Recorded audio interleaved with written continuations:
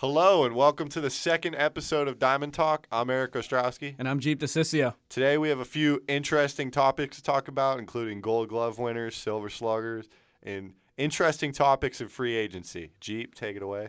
All right, thank you, Eric. A lot of talk about the awards that have just come out and been awarded to the players in the American League and the National League. We will start with the American League Gold Glove winners. Pitcher Marcus Stroman, catcher Martin Maldonado, first baseman Eric Hosmer, second baseman Brian Dozier, third baseman Evan Longoria, and Andrelton Simmons at shortstop to round out the infield. Outfielders Alex Gordon, Byron Buxton, and Mookie Betts. Eric, any snubs? Anyone that you feel got gypped out of a spot here? Definitely Correa or Lindor. To me, like Simmons, he can't. He's good defensively, really good, makes great plays. But Lindor and Correa, highlight plays, just top 10 plays every week. Come on. Yeah. What are you watching? That's all I want to know. Baseball writers, what are you watching that's bad? Yeah, I would have to agree with you. Andrelton Simmons, a heck of a player, really great defensively, one of the best arms I've seen in a long time. But, Lindor and Correa have made some unbelievable plays this year. Correa, I've watched a little bit more of Correa than Lindor. I've seen a lot of his plays. He's unbelievable. The guy who I think got snubbed, Kevin Pillar. For sure. I don't understand how he has not earned. He's earned it, in my opinion. He's definitely earned it. He definitely earned it. How he was earned not it, rewarded. Wasn't rewarded. The argument that I'm hearing, which is a dumb argument, to be frank, his numbers aren't quite as great as Buxton's. Well, they're better. That's not true. Yeah. Fielding percentage is at 99.7 compared to Buxton's 98.8. We're kind of splitting hairs there. That's not really a big differential, but errors. Kevin Pillar made one error the whole season and played in 153 games. Buxton, on the other hand, played in 137 games and made 5 errors. So I really don't see what the writers and the voters are looking at. Kevin Pillar, I think, has made better catches if we're going strictly off, quote-unquote web gems. I don't understand how he wasn't awarded the Gold Glove. It's unfathomable. Yeah, I don't know what they're watching. Like, how? I thought it was clear cut at the end of the season. Especially with Kiermaier getting hurt at the beginning. I was like, Pillar has this in the bag. No, Buxton, no. Buxton, I'm not taking away anything from him. He's player. Unbelievable, going to be very Probably good for the next. One of my favorite guys to watch on the list. Yeah. Not the Gold Glove winner, though. No, not this year at least. Not this year. No. Speaking of favorite guys to watch on the list, who do you have? Buxton. Yeah. I said that. He's just electrifying. 5-tool player. Really boosted the Twins. Gave him a huge boost. They're not a playoff team without him. So, yeah, Buxton definitely electrifying to watch. My favorite player on the list. Yeah, he's going to be very, very good for years to come. He's a great young player. A lot of great rookies and younger guys coming up now. It's exciting. Absolutely. I'm going to go with Mookie Betts. I was privileged enough to be at the game in Toronto when he had 9 RBIs and 3 home runs, and he made some really nice catches that series. I was there for 2 games, and he impressed me. Even though he's a division rival, I still love watching him play. I can't admit that. He's a 5-tool guy, cornerstone type of player, and I'm also excited to watch him for years to come. He's going to be one of the best players for a very, very long time. We'll swing it over to the National League. Pitcher who won the Gold Glove, Zach Greinke. Catcher, Tucker Barnhart. Paul Goldschmidt at first base. DJ LeMahieu at second base. Third baseman, Nolan Arenado. I think that's his 4th in a row, if I'm not mistaken, 4th or 5th. Shortstop, Brandon Crawford. Left field, Marcelo Zuna. Center field, Ender Enciarte. And to round out the outfield, Jason Hayward at right field. Any snubs, Eric? No, not in my opinion. They got the National League way more correct than the American League. So apparently they were watching the right baseball in the National League because they got it right. I guess so. Arenado, yeah, he's just undisputed best third baseman in the league, honestly. I really can't. There's a few guys that hit better than him. Defensively. Little bit, but overall defensively and just a complete player, you can't ask for a better third baseman. We'll argue about that another day. I can't see it. He's a stud. Yeah, third baseman, I'm going with Nolan Arenado as my favorite guy on this list. He makes plays I've never seen made before. I mean, plays to his left and right. His patented play where he dives over the foul line and just guns the runner at first base. And it really sometimes isn't even close. No, that's what's impressive. He has a cannon. Yeah, one of the best arms I've seen in a Absolute while. cannon. Yeah, I think he could honestly play shortstop if he wanted to. I mean, he has He range. easily could. I think so too. They got but Story there. I know, but I'm just saying. Story's solid. Yeah. Story's he could. really good. He could, so. Speaking of Story, he reminds me so much of Troy Tulowitzki. It's unreal. Yeah. I mean, he really does. his throws on the run, and if you slow down his step in his swing and his load, I mean, they're almost identical when you pause.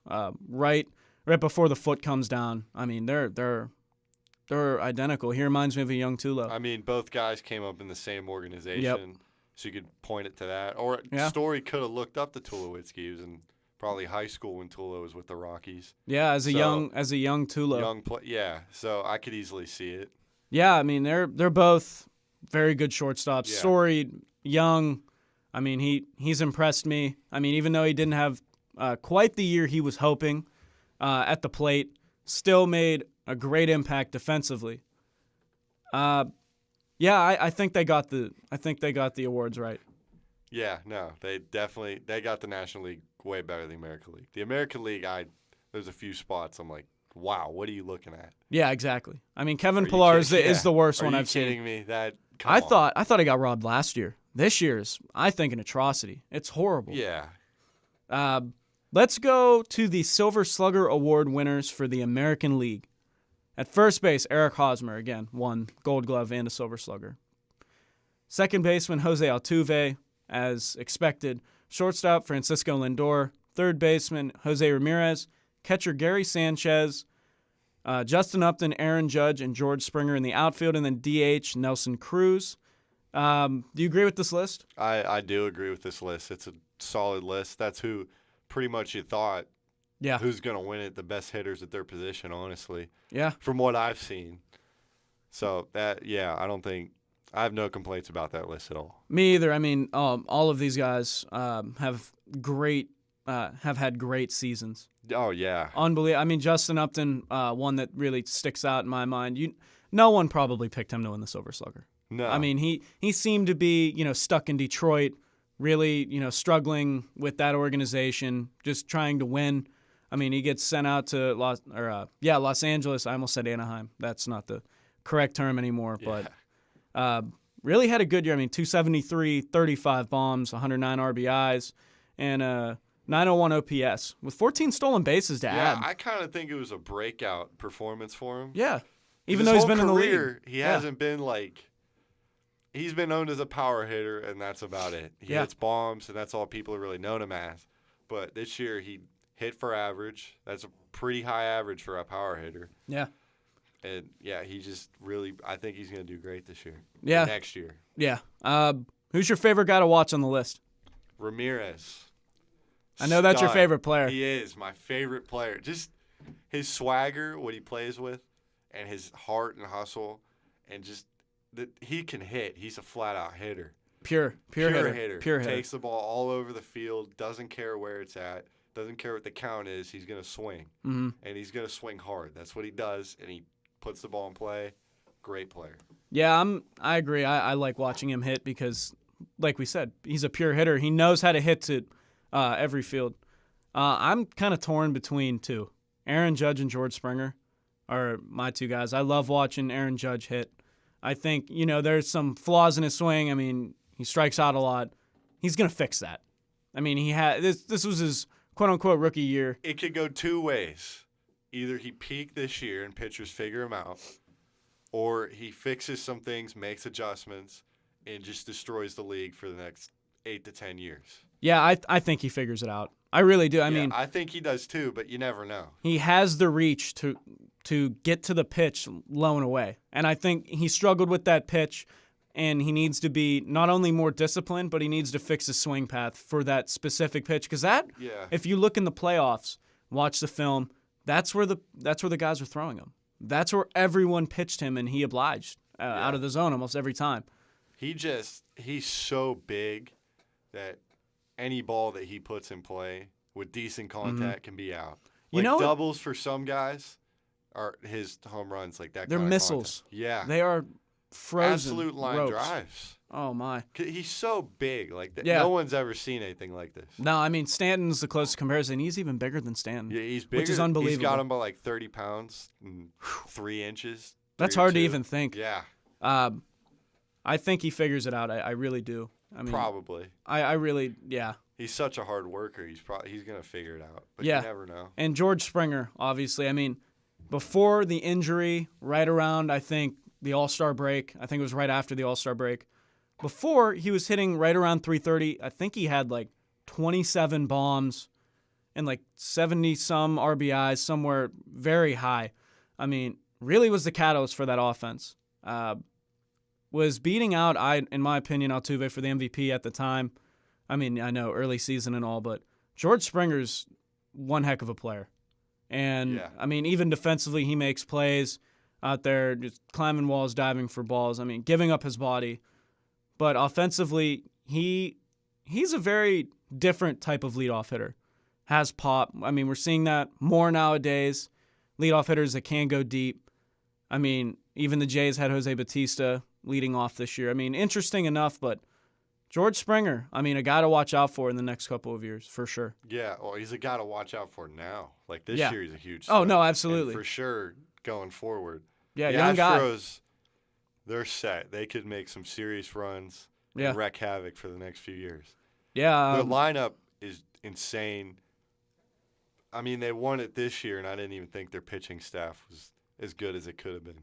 No, I mean, they need another arm in the bullpen, I think. Yeah. I think that could be a good addition for them. Nelson Cruz is another guy who's just an unbelievable hitter. I mean, 288, 39 home runs, and 119 RBIs. Can't really say much else. He's been doing it for his entire career, right? Yeah.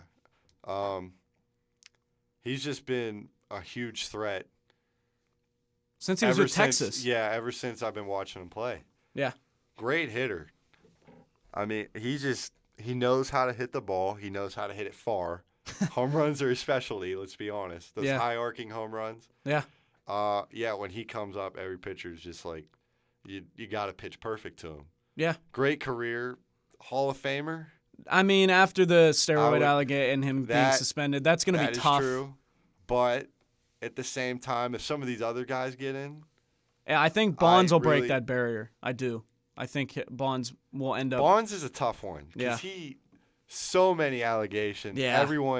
Every record he's broken, there's an asterisk steroids next to it. Yep. Yeah. So we'll see. Yeah, we will see. National League, we'll swing it over to the NL Silver Slugger Award winners. At first base, Paul Goldschmidt. Second base, Daniel Murphy. Corey Seager at shortstop. Nolan Arenado at third base. Buster Posey catching. Outfielders, Charlie Blackmon, Giancarlo Stanton, and Marcell Ozuna. And pitcher, Adam Wainwright. That is surprising. Yeah. Somewhat surprised. I mean, he hit 2 home runs. People know him as kind of a hitting pitcher. Yeah. But I would not have seen that coming. I think if Bumgarner didn't get hurt, I think he wins. Oh, yeah. Yeah, absolutely. Bumgarner, he loves hitting.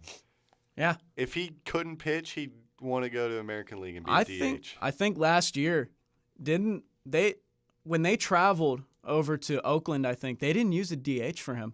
They just let him hit. I think he hit a double.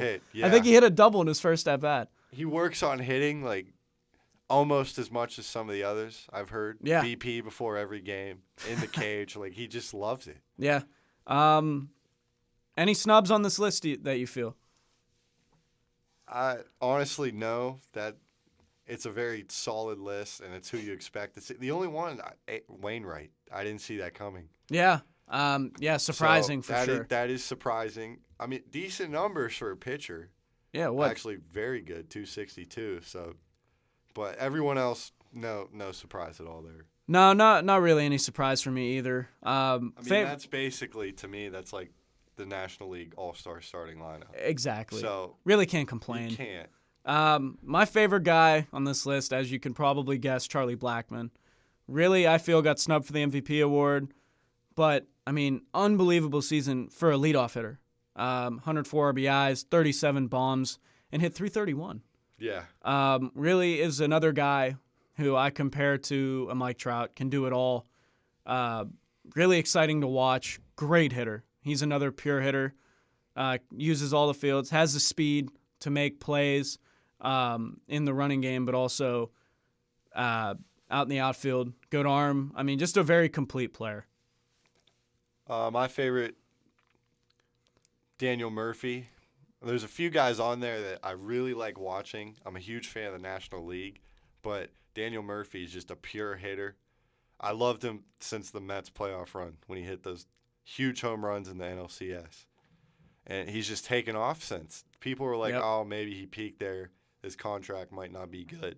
But he just completely has wreaked havoc in Washington. Yeah, I mean, he's another guy, just a great hitter.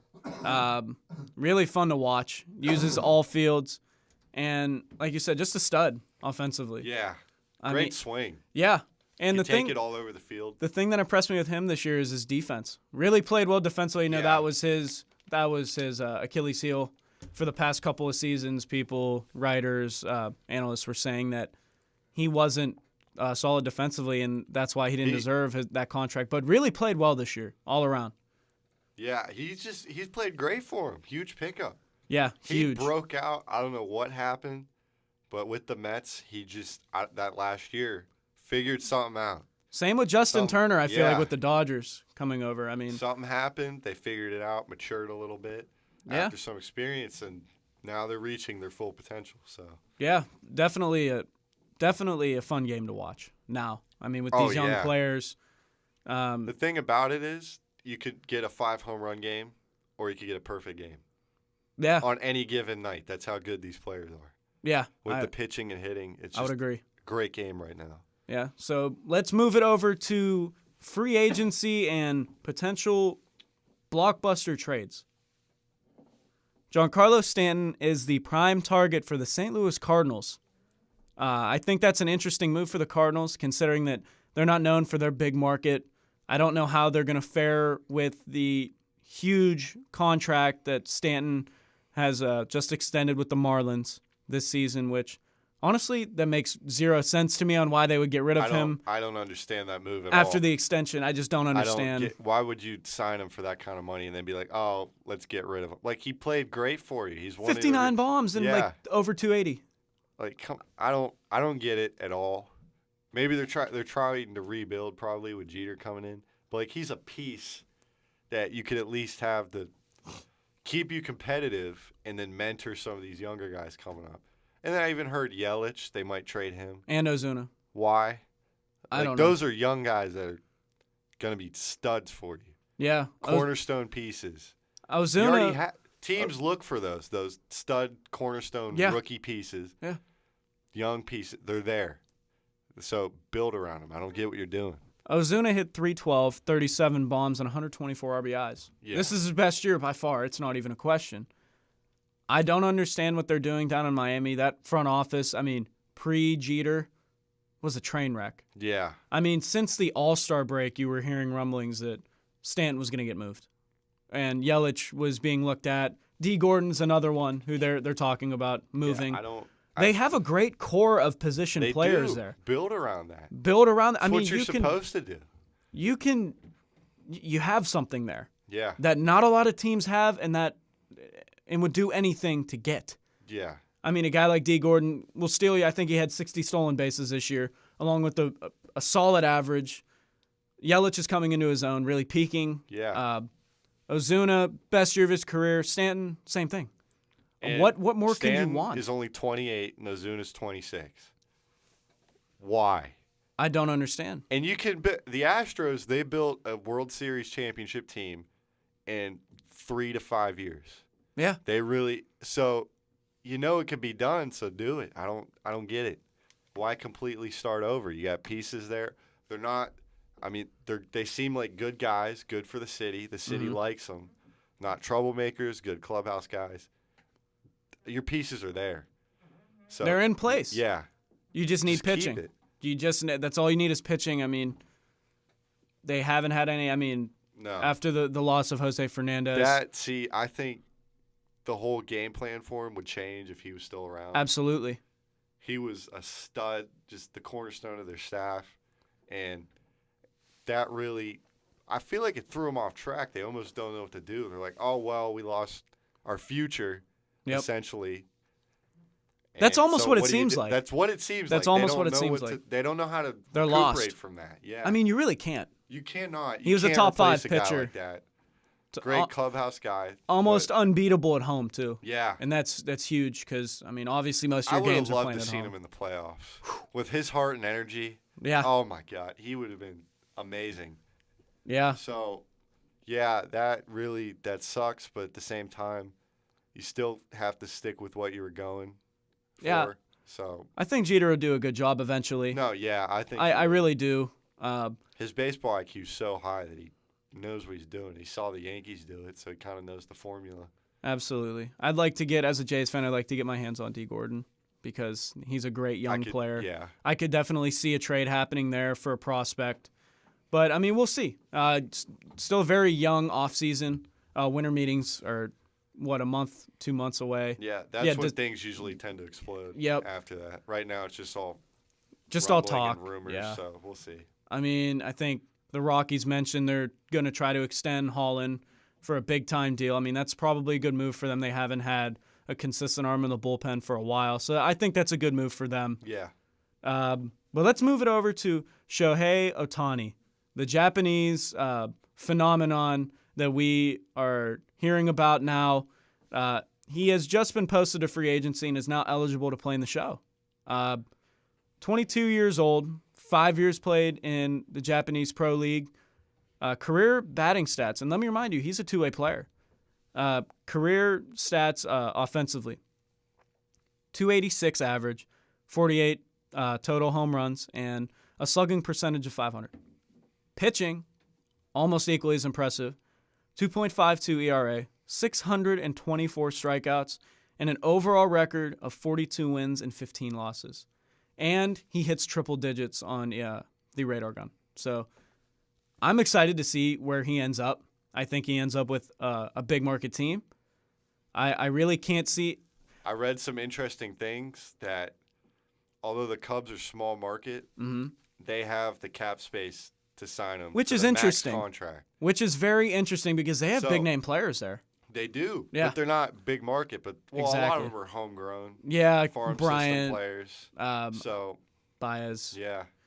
Yeah, I heard something about the Rangers were really looking at him. I mean, they definitely have the cap space after. And then the Dodgers and Yankees, of course. Of course, they're always in the running for everyone. Any big name free agent. Yeah, the Rangers had the cap space after trading Yu Darvish, so that was big for them. I think he fits well definitely with the National League team, 100%. I was going to say that because his threat. I see him as a pitcher just because of what he can do, 100-mile-an-hour fastball with really good off-speed stuff, not even fully developed yet. I mean, MLB teams love to work with that. And then as a hitter, good numbers. So I could see him in the National League, use him both ways kind of. As a starter, possibly, let him hit, see what he can do. And even when you travel the AL, you can pinch hit. Yeah, pinch hit. Use him as a pinch hitter and a pitcher. I mean, that's a good tool. But I see him going the pitching way. Yeah, absolutely. No, absolutely. I think that he's the type of guy who will be a reliever because of his velocity and his movement. I think he's going to be a starter.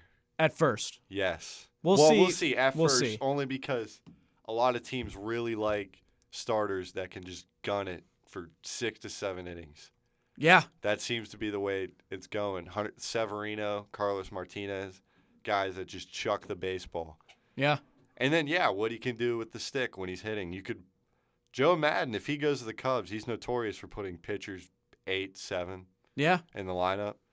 So that could be dangerous for him, especially on daisy pitches. You don't know. Pinch hitting, Yeah, pinch So, hitting, I think, yeah, will be a great that asset. was a good point. So we'll see. He's also the type of guy who can stay in the game for multiple innings and hit for himself. You see a lot of relievers get pinch hit for. Yeah. He's not one of these No. guys at all. That would definitely help teams out because they're like, well, this guy's dealing, but he's kind of reaching the end, getting a little gassed, and we need to win a ball game here. He can't hit. Yep.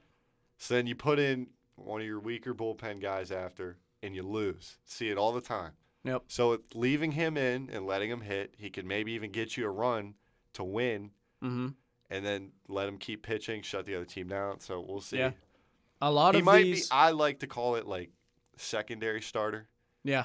So you have your starter goes 4 to 5 innings, then you bring another guy that can just eat 3 to 4 innings. Mm-hmm. Really? I Well, could see that. three, A long yeah. reliever role. Yeah. I could see that, but But it's not. It's more than long reliever. It's crazy. yeah, I mean the 3 game to has 4 definitely innings, changed. Yeah. Even Wow. Charlie Morton, he's a starter, but they brought him in as a long reliever. He threw 60 pitches. Yeah, but 4 here's the thing innings. with that. That was Game 7. They had no tomorrow. You had to do it, but I really think, especially in the playoffs, that's how the game goes. Yeah. So yeah. So we'll see. Yeah, we'll see. Interesting. Very interesting. I think he'll be solid as a pro. I mean, either side of the ball. I've watched enough film on him. His delivery is Quick fluid. question: where does he play when he's hitting, not pitching? I'm not sure. Not sure, because I'm that's not sure. interesting too. You never know. I'm interested to see. Yeah. I could see him as an outfielder with his arm. Yeah, easily. I mean, I saw in his stats he had a couple stolen bases, so he has some speed. But I think he'll be a solid player, and I think he'll hit the ball pretty well. I mean, I've watched enough film on him. He has a very fluid motion, unlike a lot of the Japanese pitchers who come over who have almost identical windups. But no, he's very different, very fluid, hides the ball well, and his swing is really nice, really something to watch. So I'm very excited to see where he ends up, and I'm excited to watch him play next year. Yeah, that's very exciting to have a big name player coming over, expanding baseball globally too. I love it. I love it. It's becoming more of a global game with the World Baseball Classic and all that other stuff. It'll be interesting to see where the game goes. Yeah. That's about all the time we have for this episode. Subscribe, like, follow us on Twitter, and hope to see you guys listening, next episode. Eric, any last comments? Once again, baseball writers, I hope one of them stumble upon this. What are you looking at for the Gold Glove in the American League? Come on. I second that. And take care. We'll see you next episode.